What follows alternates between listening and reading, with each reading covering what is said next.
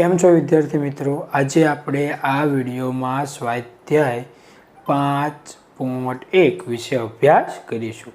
આપણે આગળના વિડીયોમાં 7 સનાતન સત્ય અને 5 પૂર્વધારણા વિશે અભ્યાસ કર્યો. તો અહીંયા એક વધારેની પૂર્વધારણા છે 5.1.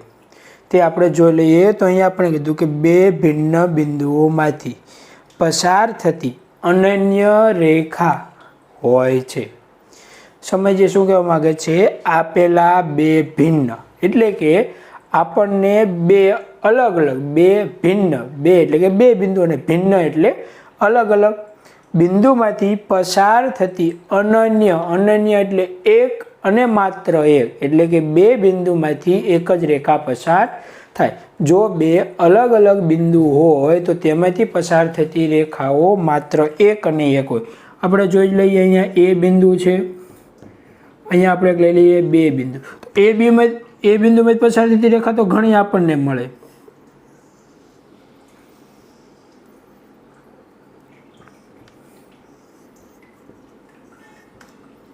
તો કે એ બિંદુમાંથી અનંત રેખાઓ પસાર થાય, બી બિંદુમાંથી પણ અનંત રેખાઓ પસાર થાય. આપણે આમ લાગત દોરે છે. તો અહીંયા આપણને કીધું તો કે બે ભિન્ન એટલે એ અને બે અલગ અલગ બિંદુ છે. બેમાંથી જો પસાર થતી હોય તેવી આ એક જ રેખા છે. એટલે કે પૂર્વધારણા કીધું તો આપેલા બે ભિન્ન બિંદુમાંથી પસાર થતી અનન્ય રેખા મળે. અનન્ય એટલે હું યાદ રાખવાનું? એક અને માત્ર એક. તો કે બે ભિન્ન બિંદુમાંથી કેટલી રેખા પસાર થાય? તો એક રેખા પસાર થાય. આ વિધાન ખરા ખોટામાં પૂછાઈ શકે. હવે આપણે સ્વાધ્યાયનો પહેલો પ્રશ્ન જોઈએ.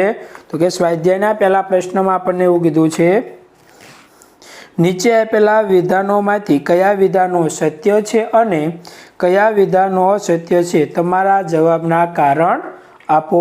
તો પહેલું વિધાન આપણે અહીંયા સમજીએ. તો એક બિંદુમાંથી પસાર થતી માત્ર એક રેખા દોરી શકાય. શું કીધું પહેલા વિધાનમાં?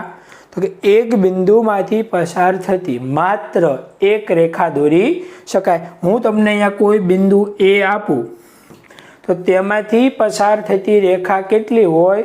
તો જમણે આપણે જોયું કે એક બિંદુમાંથી અનંત રેખા દોરી શકાય. તો કે એક બિંદુમાંથી અનંત રેખાઓ દોરી શકાય. એટલે આપેલું વિધાન ખોટું છે, કારણ કે એક બિંદુમાંથી પસાર થતી રેખાઓ અનંત હોય. બીજું વિધાન જોઈ લઈએ કે બે ભિન્ન બિંદુમાંથી પસાર થતી અસંખ્ય રેખાઓ હોય છે. વિધાનમાં આવું કીધું કે અસંખ્ય. આપણે હમણાં જોયું તો એ બિંદુ અને બીજું બી બિંદુ લઈ લઈએ. તો કે આમાંથી પણ કેટલી રેખાઓ પસાર થાય? તો કે અસંખ્ય રેખાઓ પસાર થાય. તો કે બે ભિન્ન બિંદુ એટલે કે એ અને બી માં પસાર થતી રેખા કેટલી છે? એકને આપણે કોઈ અનન્ય કહી શકીએ, પણ બુકની અંદર કીધું છે કે બે ભિન્ન બિંદુમાંથી અસંખ્યનો મતલબ થાય અનંત એટલે કે ઘણી બધી. તો આપેલું વિધાન પણ ખોટું છે, કારણ કે પૂર્વધારણા નંબર 5.1 પ્રમાણે આપેલા બિંદુમાંથી એક અને માત્ર એક રેખા પસાર થાય.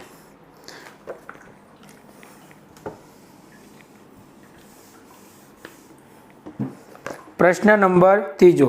એક શાંત રેખાને બંને તરફ અનિશ્ચિત રીતે લંબાવી શકાય. યુક્લિડનું વ્યાખ્યા હતી કે શાંત રેખાને અનંત સુધી લંબાવી શકાય. શાંત રેખા એટલે રેખાખંડ. તો કે કોઈ રેખાખંડ હોય તેને આપણે ઉદાહરણ તરીકે AB રેખાખંડ છે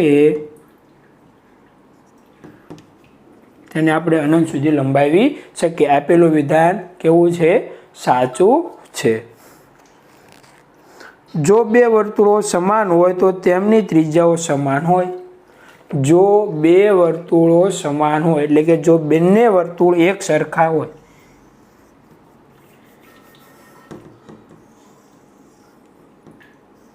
જો આની ત્રિજ્યા પણ 5 હોય અને જો આની ત્રિજ્યા પણ 5 હોય તો બંને વર્તુળ સરખા હોય તો તેમની ત્રિજ્યાઓ પણ કેવી થાય? સમાન. કારણ કે એક બીજા ઉપર સમાન રીતે બંધ બેસતી આવતી વસ્તુ એકબીજાને કેવી થાય? સરખી થાય. એવું આપણે ભણી ગયા. 2 રૂપિયાના સિક્કાઓ એકબીજા ઉપર બંધ બેસતા આવે તો બંનેની જો આપણે ત્રિજ્યા માપી, વ્યાસ માપી કે પરિઘ માપી ત્રણે વસ્તુ કેવી થવાની? સમાન. એટલે આપેલું વિધાન કેવું છે? સાચું છે. પછી આપણને પાંચમામાં એવું કીધેલું છે, પાંચમા વિધાનની અંદર કે ના એવું કીધું છે કે આકૃતિ આપેલી છે એ બી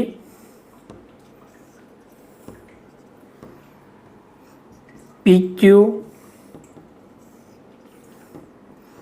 અને XY અને આપણને કીધું છે કે AB બરાબર PQ અને PQ બરાબર XY છે તો AB બરાબર XY થાય। તો કઈ વિધાન સાચું છે કે ખોટું સમજીએ। તો અહીંયા આપણને કીધું કે આવડી આ બાજુ અને આવડી આ બાજુ બે સરખી છે। ઉદાહરણ તરીકે આનું માપ આપણે લઈ લઈએ 5 તો આનું માપ થાય 5। હવે PQ અને XY બે પણ આપણને કેવા આપ્યા છે સરખા, કારણ કે જો PQ અને XY કેવા છે સરખા। જો આનું માપ 5 હોય તો આનું માપ 5 અને આનું 5 હોય તો આનું માપ પણ 5 જ થાય। તો જો AB અને XY બંનેના માપ કેવા થઈ ગયા 5 5। તો કે અહીંયા AB અને XY પણ કેવા થઈ જશે સમાન। હવે આ પ્રશ્ન નંબર 2 તો કે પ્રશ્ન નંબર 2 ની સૂચના છે નીચે આપેલા પદોની વ્યાખ્યા આપો। શું તેના માટે કોઈ એવા પદ છે જેને વ્યાખ્યાયિત કરવાની જરૂર છે? એ કયા છે અને તમે તેને કેવી રીતે વ્યાખ્યાયિત કરશો? તો અહીંયા આપણે પહેલા જોઈ લઈએ કે આપણને અહીંયા વ્યાખ્યા આપવાનું કીધું છે। તો કે અહીંયા આપણને પહેલી વ્યાખ્યા એવું કીધું છે કે સમાંતર રેખાઓ। તો કે સમાંતર રેખા કોને કહેવાય? તો એની વ્યાખ્યા છે એક જ સમતલમાં આવેલી બે રેખાઓ પરસ્પર છેદે નહીં તો તેવી રેખાઓને કેવી કહેવાય? સમાંતર રેખાઓ। હવે અહીંયા તો આપણે અહીંયા સમજીએ તો કે એક જ સમતલમાં હોય એટલે કે એક સમતલમાં આવેલી જો બે રેખાઓ પરસ્પર છેદે નહીં, અનંત સુધી લંબાવો તો પણ એકબીજાને છેદે નહીં તો આવી રેખાઓને શું કહેવાય? સમાંતર રેખા। ઉદાહરણ તરીકે આનું નામ આપણે જો L આપી અને જો આનું નામ M આપી, એક રેખા L અને M એક જ સમતલમાં આવેલી હોય અને પરસ્પર એકબીજાને છેદે નહીં એટલે કે ભેગી ન થાય તો તેવી રેખાઓને કેવી રેખાઓ કહેવાય? સમાંતર રેખાઓ। ઉદાહરણ તરીકે જો સમાંતર રેખાઓને લખવાનો સંકેત કેવો છે? L સમાંતર M। તમે ચતુષ્કોણ ને એવા ચેપ્ટરનો અભ્યાસ કરશો તો ના તમને એમને કીધું સમાંતર રેખાઓ ના એવું લખ્યું છે L બે લીટા M તો વાંચવાનું M L સમાંતર M અથવા તો તમને એવું આપ્યું હોય અહીંયા આપ્યું હોય A, અહીંયા આપ્યું હોય B, અહીંયા આપ્યું છે X અને અહીંયા આપ્યું છે Y તો ના તમને એવું આપે કે રેખા AB સમાંતર રેખા XY તો આને વાંચવાની રીત છે રેખા AB સમાંતર રેખા XY। સમાંતર રેખાની વ્યાખ્યા ફરતી એક જ સમતલમાં આવેલી બે રેખાઓ પરસ્પર છેદે નહીં તો તેવી રેખાને કેવી કહેવાય? સમાંતર રેખા। સમાંતર રેખા દર્શાવવા માટેનો સંકેત બે ઊભા લીટા છે। બીજી વ્યાખ્યા આપણે જોઈએ તો કે બીજી વ્યાખ્યા આપણને આપી છે લંબ રેખાઓ। તો કે લંબ રેખાની વ્યાખ્યા એવી છે જે રેખાઓ પરસ્પર કાટખૂણે છેદે તેમને લંબ રેખાઓ કહેવાય। ઉદાહરણ કે અહીંયા આપણે બે રેખા દોરવી પરસ્પર એટલે કે એકબીજાને અને કાટખૂણે એટલે કે 90 ના ખૂણે જો છેદે તો તેમને શું કહેવાય? તો કે તેમને કહેવાય લંબ રેખા। પરીક્ષામાં તમને આવું પણ કે આને કહેવાય લંબ એટલે કે આ ખૂણો કેટલાનો છે ને અહીંયા 90 લખેલું ન હોય તો પણ આપણે ઉદાહરણ તરીકે હું આને આપી દઉં L અને આને આપી દઉં M તો બંનેના સંકેતમાં કેવી રીતે લખાય? L લંબ M। આ ઊંધો T એટલે કે લંબ છે એટલે કે આ બંને રેખાઓ એકબીજાને કેવી છે?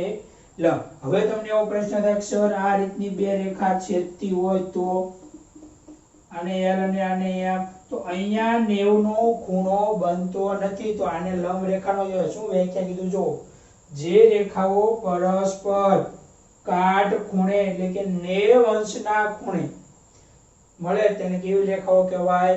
લંબ રેખાઓ કહે છે। બીજી વ્યાખ્યા પણ પૂરી। ત્રીજી વ્યાખ્યા કે રેખાખંડ. રેખાના એવા ભાગને રેખાખંડ કહે છે જેને બે અંત્ય બિંદુઓ હોય.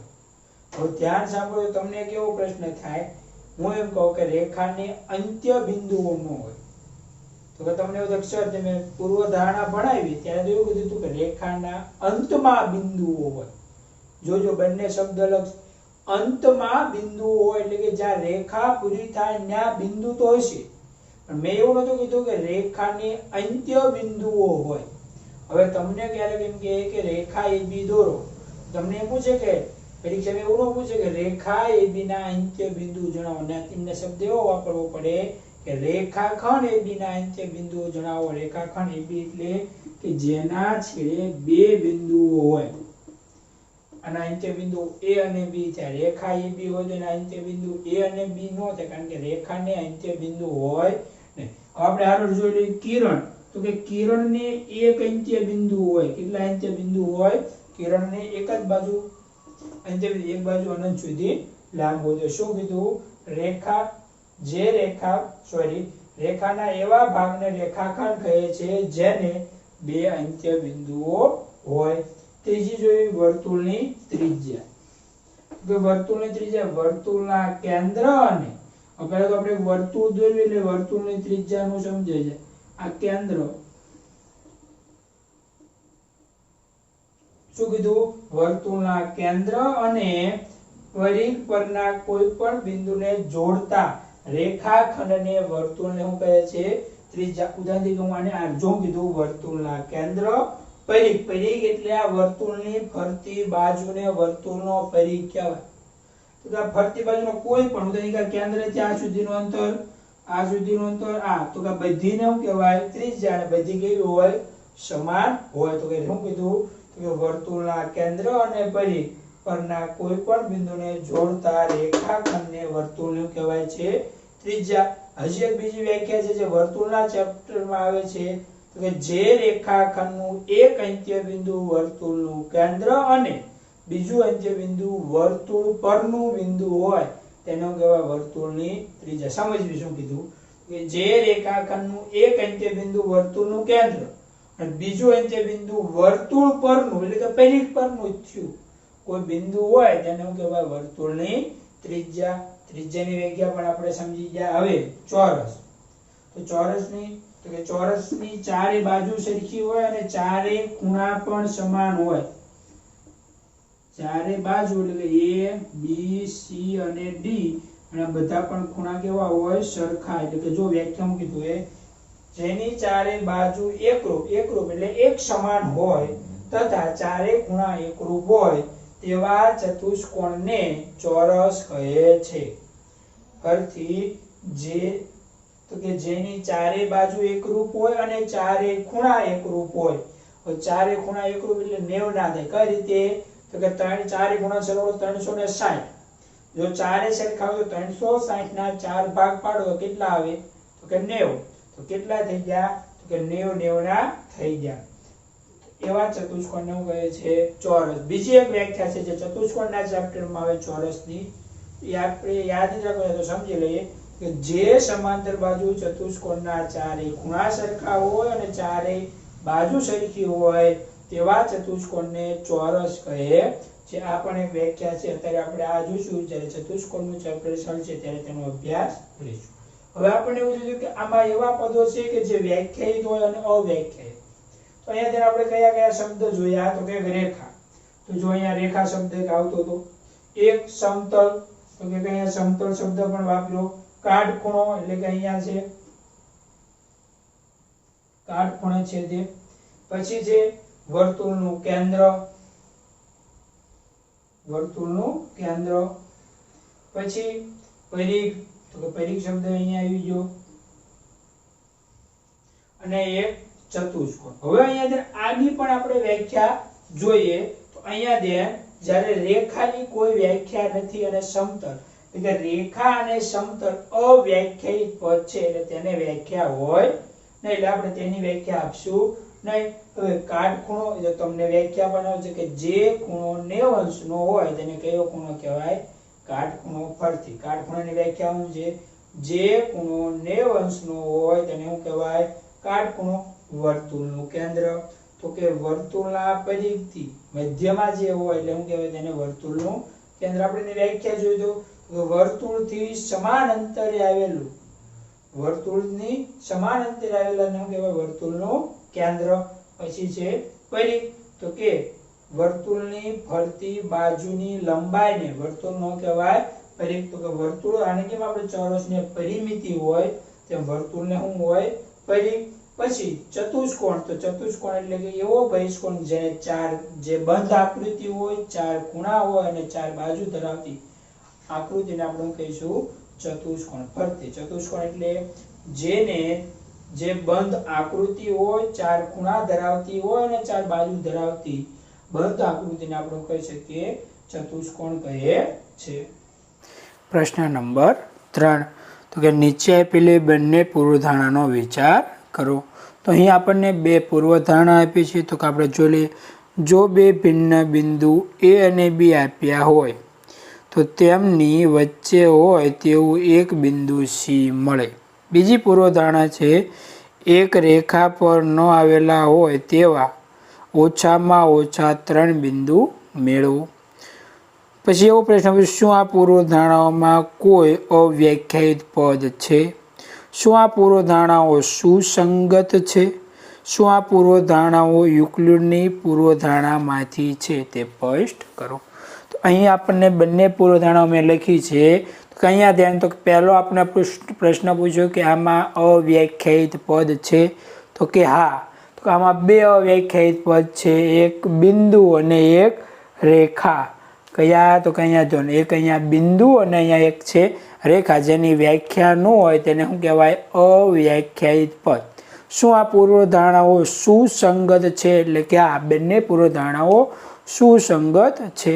હવે અહીંયા સમજવાનો પ્રયત્ન કરવી તો કે આ પૂર્વધારણાઓ યુક્લિડની પૂર્વધારણાઓમાંથી છે, પરંતુ આ યુક્લિડની પૂર્વધારણામાંથી નથી, પરંતુ તે 5.1 પૂર્વધારણાઓમાંથી છે. 5.1નો પ્રમેય આપણે ભણી ગયા.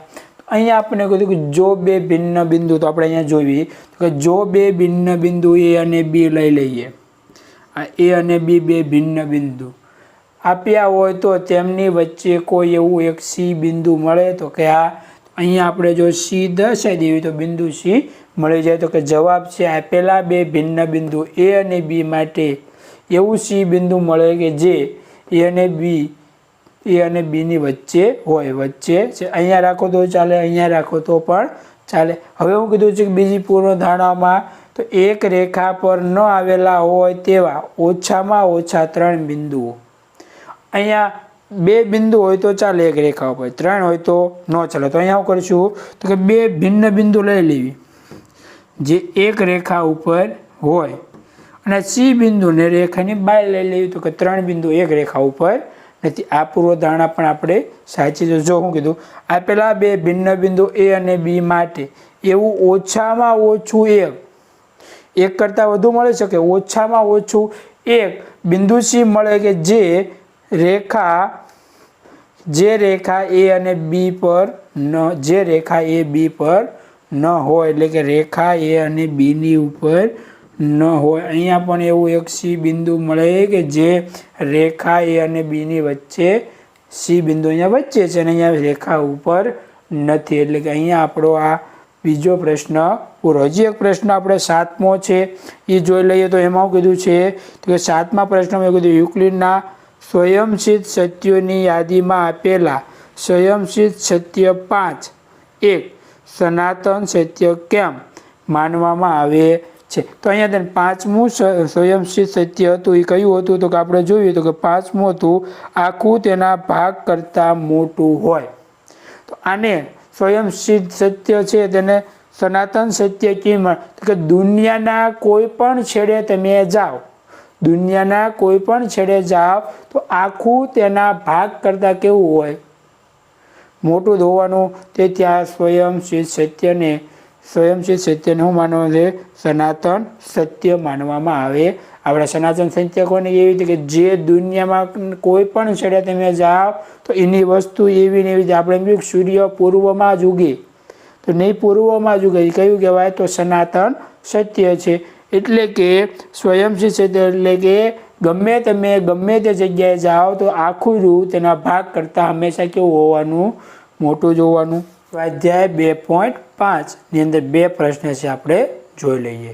તો અહીંયા પહેલો પ્રશ્ન છે, તમે યુક્લિડની 5મી પૂર્વધારણાને સરળતાથી સમજી શકાય તેમ કેવી રીતે લખી શકો?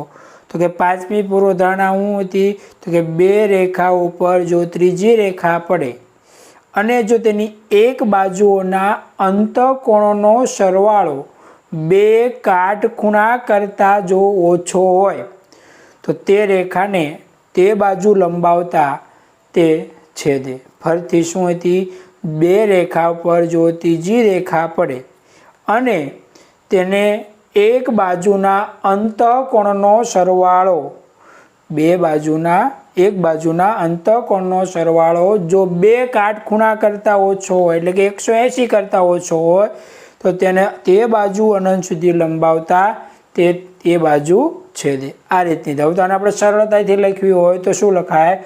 જો કોઈ પણ 2 રેખા L અને M, આ 2 રેખા આપી છે L અને M, આ M અને આ છે N. હવે અને ત્રીજી રેખા L તેને 2 ભિન્ન બિંદુમાં છેદે એટલે કે 2 અલગ અલગ બિંદુમાં છેદે તો 4 અંતઃકોણ બને. આ 1 2 3 અને આ 4, તો 4 અંતઃકોણ બને. અહીંયા લગન બને. જો આ 4 અંતઃકોણ પૈકી રેખા L ની કોઈ પણ એક બાજુ પર આવેલા એટલે કે આ કોઈ પણ એક બાજુ ઉપર આવેલા એટલે કે આની બાજુ, આ L ની એક બાજુએ અથવા તો આની એક આ બાજુ, એટલે આપણે આ બાજુ ઉપર લઈએ. બાજુ પર આવેલા 2 અંતઃકોણનો સરવાળો 180 અંશ થાય. જો આ બંનેનો સરવાળો 180 અંશ થાય તો આ રેખાઓ M અને એકબીજાને છેદે નહીં. કારણ કે એ પૂર્વધારણામાં એવું હતું, જો 2 રેખાઓના એક તરફના અંતઃકોણનો સરવાળો 180 અંશ કરતાં ઓછો હોય તેને જો અનંત સુધી લંબાવવામાં આવે તો તે બાજુ છેદે. અહીંયા કીધું છે ઓછો હોય તો, જો 180 અંશ હોય તો આ બંનેને લંબાવો તો એ રેખાઓ એકબીજાને છેદે નહીં. અને જો સમતલમાં આવેલી 2 રેખાઓ એકબીજાને ન છેદે તો બંને રેખાનું કહેવાય સમાંતર. તો તેથી જો એટલે M અને N સમાંતર રેખાઓ છે. ફરીથી સમજી લઈએ શું કીધું? જો કોઈ 2 રેખાઓ M અને N ત્રીજી રેખા L અને 2 ભિન્ન બિંદુમાં એટલે 1 અને આ 2 ભિન્ન બિંદુઓમાં છેદે તો 4 અંતઃકોણ બને. કેટલા અંતઃકોણ બને? 4. જો આ 4 અંતઃકોણ પૈકી રેખા L ની કોઈ પણ એક બાજુ પરના એટલે કે એક બાજુ ઉપર એટલે કે આની કોઈની બાજુ લઈ લો અથવા તો કોઈની બાજુ કોઈ પણ ચાલે પરના 2 અંતઃકોણનો સરવાળો 180 અંશ થાય. પૂર્વધારણામાં તો 180 કરતાં ઓછો થાય તો તે બાજુ છે. અહીંયા કીધું 180 અંશ થાય એટલે શું થશે? આ 180 અંશ થશે તો M અને N એકબીજાને છેદશે નહીં. અને જો 2 રેખાઓ એકબીજાને છેદે નહીં તો તેને શું કહેવાય? સમાંતર રેખાઓ કહે છે. બીજો પ્રશ્ન, શું યુક્લિડની 5મી પૂર્વધારણા પરથી સમાંતર રેખાનું અસ્તિત્વ નક્કી થાય છે તે સ્પષ્ટ કરો? આ આપણે જે પ્રશ્ન જોઈ 5મી પૂર્વધારણા હતી અને તેને ઉપરથી આપણે કીધું M અને N કેવી છે? સમાંતર રેખાઓ છે. તો 5મી પૂર્વધારણાને આપણે સરળતાથી લખી અને એની ઉપરથી આપણે કીધું M અને N કેવી છે? સમાન. એટલે કે આ પહેલા પ્રશ્નનો જવાબ રહ્યો એનો જ બીજા પ્રશ્નનો જવાબ જ થશે. કારણ કે અહીંયા આપણે અહીંયા શું કર્યું હતું કે 2 રેખાઓની ઉપર ત્રીજી રેખા પડી એટલે કે 5મી પૂર્વધારણાનો ઉપયોગ કર્યો અને એક તરફના અંતઃકોણનો સરવાળો કેટલો કર્યો? 180. એટલે કે બંને આની કોઈનો 180 થશે, ઓલી બાજુનો 180 એટલે કે એકેય બાજુ 2 રેખાઓ છેદશે ને. કારણ કે 180 કરતાં ઓછો હોય તો 2 રેખાઓ છેદે, પરંતુ જો 180 અંશ હોય તો છેદે નહીં. જેના કારણે બંને રેખાઓ કેવી થઈ ગઈ? સમાંતર. તો એવું કીધું કે સમાંતર શું કીધું છે? જો યુક્લિડની 5મી સમાંતર રેખાનું અસ્તિત્વ નક્કી થાય છે કે નહીં તે સ્પષ્ટ કરો. તે આપણે અહીંયા કર્યું છે. આનો આ જવાબ બીજા પ્રશ્નમાં આવશે. અહીંયા આપણે 5મું ચેપ્ટર થાય છે પૂરું.